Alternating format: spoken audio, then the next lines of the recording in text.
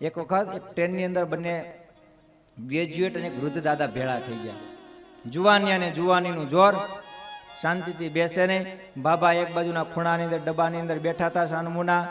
ને દાદાને કીધું, બાપા તમને કે ગંજી પત્તો બંજી પત્તો રમતા આવડે કે નહીં? બાપા કે મને એવું કઈ આવડે નહીં હો. લ્યો હવે આટલું નથી આવડતું તમને? એ કે ના ના. બાપા કે તો એક કામ કરો, આપણે ઉખાણા પૂછીએ. બોલો ને. બાપા કે ઉખાણામાં મને શું આવડે? તમારે જેવા ભણેલા ગણેલા માણસો આગળ હું તો બાપુ હારી જાઉં ને.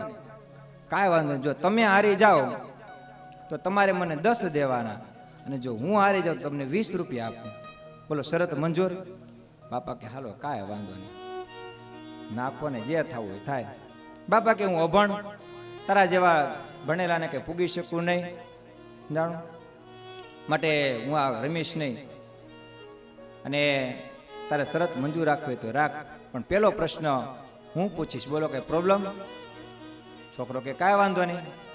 બાપા કે મારો પેલો પ્રશ્ન એ જ છે કે આ દાંતને તું આંખે અડાડી દે. છોકરો માથું ખંજવાળવા માંડ્યો. એ કે આંખે દાંતને કેમ અડાડવા?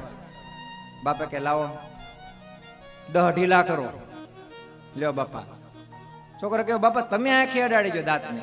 તે બાપાએ ચોકટું કાઢી, જો અડાડ્યું. સારું હાલો અડાડી દીધું, ફીટ કરી દીધું. વળી બાપાએ બીજો સવાલ પૂછ્યો કે એક પગે હાલે અને 2 પગે ઉડે એવું કયું પક્ષી? વળી પાછો જુવાનિયો મૂંઝાણો. બાપા તો આવા અઘરા અઘરા પ્રશ્ન કરે, કઈ કોલેજમાં ભણવા ગયા છે?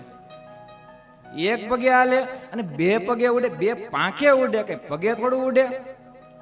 બાપા મને ખબર નથી, લાવો ઢીલા કરો 10. લ્યો બાપા હવે તમે તો કયો.